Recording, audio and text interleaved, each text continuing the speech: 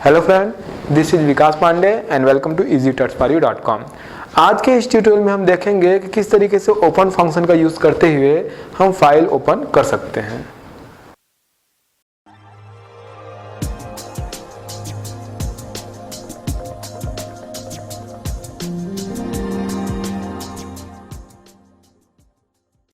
जिस तरीके से पिछली बार प्रोग्राम में हमने देखा कि कंस्ट्रक्टर का यूज़ करते हुए हम कैसे फाइल ओपन या क्रिएट करते हैं, आज हम देखेंगे कि ओपन फंक्शन का यूज़ करते हुए किस तरीके से हम फाइल क्रिएट करेंगे या फिर ओपन करेंगे। पिछली बार जो हमने प्रोग्राम बनाया, जब हम कंस्ट्रक्टर का यूज़ करते हैं तो एक स्ट्रीम का यूज़ हम एक फाइल के साथ करते हैं, यानी एक स्ट्रीम के साथ हम एक फाइल यूज़ कर सकते हैं। लेकिन ओपन फंक्शन का यूज़ करते हुए हम एक स्ट्रीम का यूज़ करते हुए मल्टीपल फाइल्स मैनेज कर सकते हैं। तो आज हम देखेंगे ओपन फंक्शन के द्वारा कैसे ये काम किया जाता है। तो यहाँ पर मैं एक छोटा सा प्रोग्राम बनाऊंगा। पिछली बार जो हमने प्रोग्राम बनाया वो कंस्ट्रक्टर के साथ था, तो यहाँ पर हम ओपन फंक्शन का यूज़ करेंगे। ओपन, जहाँ अंदर हम फाइल का नाम लिखते हैं, सपोज फाइल का नाम डेटा है। तो पिछली बार जब हम कंस्ट्रक्टर का प्रोग्राम मतलब कंस्ट्रक्टर का यूज़ करते हुए प्रोग्राम बना रहे थे, तो वहाँ पर हम जब ऑब्जेक्ट बनाते थे उसी समय हम फाइल का नाम भी पास करते थे, चूँकि कंस्ट्रक्टर फंक्शन का यूज़ कर रहे थे। लेकिन यहाँ पर अगर हम ओपन फंक्शन का यूज़ करना चाहते हैं तो हम जो भी स्ट्रीम बनाना चाहते हैं, इनपुट या आउटपुट, तो उस क्लास का हम ऑब्जेक्ट बनाने के बाद फिर उस ऑब्जेक्ट के साथ ओपन फंक्शन का यूज़ कर सकते हैं। मतलब मान लीजिए कि मैं एक फाइल ओपन करना चाहता हूँ जहाँ पर डेटा मुझे राइट करना है, तो सबसे पहले मैं एक आउटपुट स्ट्रीम बनाऊँगा। आउटपुट स्ट्रीम के लिए क्लास है OF स्ट्रीम और आउट एफ। इस तरीके से आउटपुट स्ट्रीम ऑब्जेक्ट हमने यहाँ पर स्ट्रीम ऑब्जेक्ट इस तरीके से हमने बना लिया।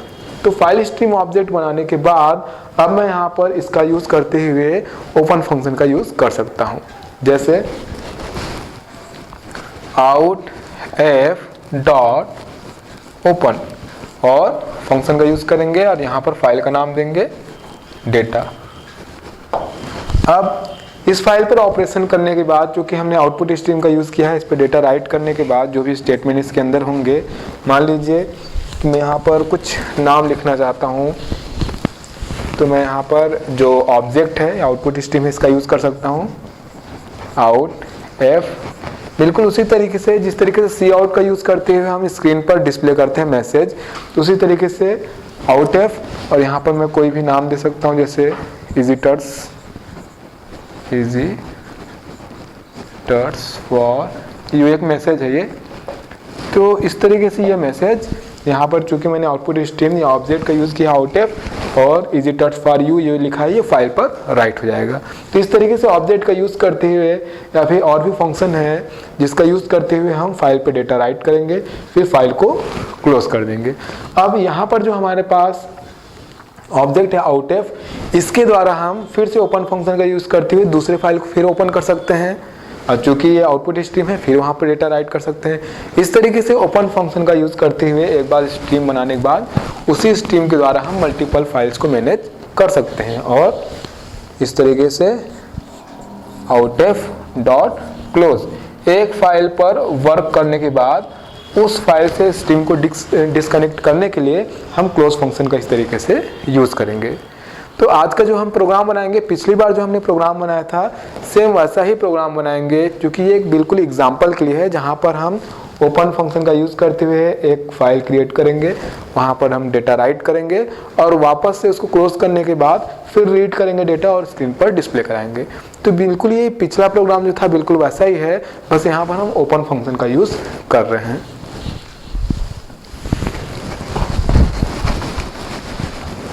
ये हमारा कोड है। जिस तरीके से हम पहले हेडर फाइल iostream.h और conio.h प्रोग्राम में यूज़ करते थे, हमने यहाँ पर fstream.h हेडर फाइल का यूज़ किया है, क्योंकि हम यहाँ पर फाइल हैंडलिंग के जो भी फंक्शन हैं और यूज़ करना चाहते हैं, और साथ में फाइल हैंडलिंग का प्रोग्राम बना रहे हैं जहाँ पर हम इनपुट आउटपुट स्ट्रीम का यूज़ करेंगे। तो इस तरीके से फाइल स्ट्रीम का यूज़ करने के लिए हम यहाँ पर fstream.h और उसके फंक्शन यूज़ करने के लिए इस हेडर फाइल का यूज़ कर रहे हैं। आगे इंटमेन फंक्शन है। इस प्रोग्राम में सिंपल काम किया गया है। सबसे पहले मैं आउटपुट स्ट्रीम का यूज़ करते हुए यहाँ पर ओपन फंक्शन का यूज़ करते हुए सबसे पहले एक फाइल हमने यहाँ पर क्रिएट किया है, ओपन किया है डेटा नाम से, और उसके बाद आउटपुट स्ट्रीम का यूज़ करते हुए वहाँ पर हमने 2 डेटा लिखे हैं। सबसे पहले हमने वहाँ पर एक आइटम नेम यानी कीबोर्ड एक लिखा हुआ है, मतलब राइट किया है डेटा, और दूसरा उसका कॉस्ट 350 वहाँ पर राइट किया है।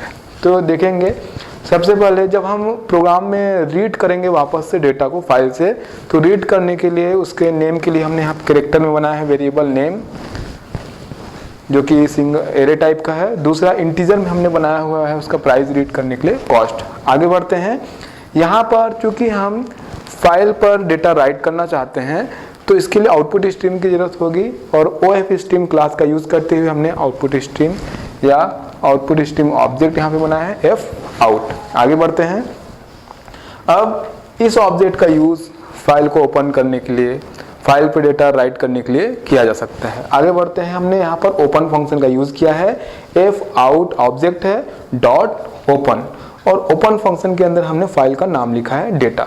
तो इस तरीके से इस स्टेटमेंट के बाद डेटा नाम से जो फाइल होगी वो ओपन होगी, और वहाँ पर हम F आउट का यूज़ करते हुए कीबोर्ड आइटम नेम और दूसरा उसका प्राइस 350 यहाँ पर राइट कर रहे हैं। कीबोर्ड उसके बाद हमने \n का यूज़ किया हुआ है, और आप देखेंगे F आउट 350 जो कि इसका प्राइस है हमने राइट किया है, उसके बाद हमने \n का यूज़ किया है, ताकि फाइल के अंदर ये जो भी डेटा हम राइट कर रहे हैं वो एक लाइन पर कीबोर्ड हो, फिर न्यू लाइन पर 350 वहाँ पर राइट हो, तो जो भी डेटा वहाँ पर न्यू लाइन पर राइट हो। तो इस तरीके से यहाँ पर इस प्रोग्राम में जो इस स्क्रीन देख रहे हैं, यहाँ पर हमने एक फाइल को क्रिएट किया है, वहाँ पे आउटपुट स्ट्रीम का यूज़ करते हुए डेटा राइट किया है। अब इस फाइल को हम यहाँ पर क्लोज कर सकते हैं। यहाँ पर लिखेंगे हम F आउट डॉट क्लोज। तो इस तरीके से यहाँ पर हमने क्लोज फंक्शन का यूज़ किया सबसे लास्ट में। तो जिस तरीके से F आउट डॉट ओपन से हमने फाइल ओपन किया है, यहाँ पर F आउट डॉट क्लोज से हमने फाइल क्लोज किया है। जब हम ओपन फंक्शन का यूज़ करते हैं तो ये फाइल ओपन होती है और ये जो आउटपुट स्ट्रीम है उसके साथ अटैच हो जाती है, और जब हम क्लोज फंक्शन का यूज़ करते हैं तो फाइल क्लोज हो जाती है, मतलब जो आउटपुट स्ट्रीम है उससे डिस्कनेक्ट हो जाता है। अब आगे बढ़ते हैं, यहाँ पर हमने फाइल ओपन किया, वहाँ पर डेटा राइट किया। आगे हम फाइल को फिर से ओपन करेंगे रीड करने के लिए, और उससे डेटा रीड कर स्क्रीन पर डिस्प्ले करेंगे। तो कंटिन्यू करते हैं प्रोग्राम को, जहाँ हम डेटा रीड करेंगे और स्क्रीन पर उसको डिस्प्ले करेंगे, उसके कंटेंट।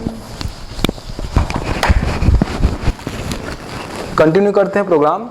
हमने पहले स्क्रीन में फाइल को ओपन किया, वहाँ पर डेटा राइट किया और क्लोज किया। आगे बढ़ते हैं, फाइल को फिर ओपन करेंगे रीड करने के लिए, तो हम इनपुट स्ट्रीम बनाएंगे, जहाँ पर हम IF स्ट्रीम क्लास का यूज़ कर रहे हैं, और ये है उसका ऑब्जेक्ट। तो इस तरीके से फाइल स्ट्रीम ऑब्जेक्ट हमने F in यहाँ पे बनाया। आगे बढ़ते हैं, इसका यूज़ करते हुए अब हम ऑब्जेक्ट का यूज़ करते हुए फाइल को ओपन करते हैं, उसी फाइल को जिसको रीड करना है। पिछली बार हमने फाइल का नाम डेटा दिया था, तो यहाँ हमने फाइल का नाम लिखा डेटा। अब ये फाइल ओपन होगी और इनपुट स्ट्रीम के साथ ये अटैच हो जाएगी। तो यहाँ से हम F in ये जो ऑब्जेक्ट है इसका यूज़ करते हुए उस फाइल से डेटा रीड कर सकते हैं, बिल्कुल उसी तरीके से जिस तरीके से C in ऑब्जेक्ट का यूज़ करते हुए हम कीबोर्ड से डेटा रीड करते हैं। तो कंटिन्यू करते हैं, यहाँ पर हमने लिखा F in नेम। तो F in नेम, तो सबसे पहले हमने वहाँ पर आइटम नेम यानी कीबोर्ड वहाँ पर राइट किया है, तो यहाँ पर जो डेटा है उससे रीड होगा और नेम नाम के जो वेरिएबल पर स्टोर हो जाएगा। आगे बढ़ते हैं, F in कॉस्ट। तो यहाँ पर हमने वहाँ पर 350 कॉस्ट राइट किया था, तो यहाँ पर वो कॉस्ट रीड होगा फाइल से, और जो वेरिएबल हमारे पास है कॉस्ट यहाँ पर स्टोर हो जाएगा। अब आगे हम प्रोग्राम में इन आइटम नेम और कॉस्ट को स्क्रीन पर डिस्प्ले करा सकते हैं C आउट का यूज़ करते हुए। C out item name, variable हमने लिखा नेम, और आइटम कॉस्ट हमने वेरिएबल लिखा कॉस्ट, और यहाँ पर फाइल को क्लोज कर दिया। लास्ट में है गेट सीयर और रिटर्न 0। तो यहाँ पर जो हमारे पास वेरिएबल थे शुरू में नेम एंड कॉस्ट, ये यहाँ पर हमने यूज़र से कोई डेटा नहीं लिया है, डायरेक्ट हमने डेटा को फाइल पर राइट किया था। तो अगर ये फाइल सही तरीके से रीड नहीं हो पाती है तो नेम और कॉस्ट वेरिएबल पर कोई वैल्यू नहीं आ पाएगी। जब आप इसे डिस्प्ले कराएंगे तो यहाँ पर वो वैल्यू यहाँ पर ठीक से डिस्प्ले नहीं हो पाएगी, क्योंकि ये जो नेम और कॉस्ट हमारे पास वेरिएबल है, हमने वहाँ पर यूज़र से कोई डेटा एंटर नहीं कराया है। इट मीन्स यहाँ पर हमने इसको यूज़ किया है फाइल से डेटा रीड करने के लिए। अगर फाइल सही तरीके से रीड हो पा रही है तो जो डेटा है वो नेम और कॉस्ट वेरिएबल पर स्टोर हो जाएगा।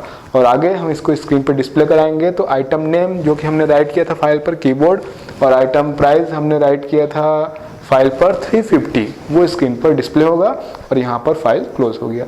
तो इस प्रोग्राम में हमने ज़्यादा कुछ नहीं किया है, बहुत ही सिंपल प्रोग्राम है जहाँ पर केवल हम ओपन फंक्शन का यूज़ देख रहे हैं कि किस तरीके से इसका यूज़ करते हुए हम फाइल को ओपन कर सकते हैं रीड या फिर राइट करने के लिए, डेटा कैसे हम उस पर राइट कर सकते हैं और रीड कर सकते हैं। यहाँ पर हमने किसी एक्स्ट्रा फंक्शन का यूज़ नहीं किया है। और इसके अलावा हम फाइल पर मोड भी यूज़ कर सकते हैं, जैसा कि अभी हम ओपन फंक्शन का यूज़ कर रहे हैं, केवल एक आर्गुमेंट का यूज़ कर रहे हैं फाइल नेम, इसके साथ हम फाइल मोड का भी यूज़ कर सकते हैं। तो आगे हम ओपन फंक्शन के बारे में डिटेल्स में देखेंगे, क्योंकि आगे हम ओपन फंक्शन का यूज़ करते हुए ही फाइल को रीड या फिर राइट करेंगे या ओपन करेंगे। मतलब कि आगे हम जब फाइल को ओपन करेंगे तो मोड का भी यूज़ करेंगे, और साथ ही यहाँ पर जैसे हम डायरेक्ट यहाँ पर रीड राइट कर रहे हैं, साथ ही हम और भी फंक्शंस है जिसका यूज़ करते हुए फाइल से टेक्स्ट रीड राइट किया जाता है या फिर इंटीजर रीड राइट किया जाता है, उनका यूज़ करेंगे। तो अभी हमने एक सिंपल प्रोग्राम देखा, आगे हम इसके बारे में डिटेल्स में देखेंगे। तब तक के लिए आप हमारी वेबसाइट easytouchforyou.com पे लॉगिन कर सकते हैं। तब तक के लिए बाय।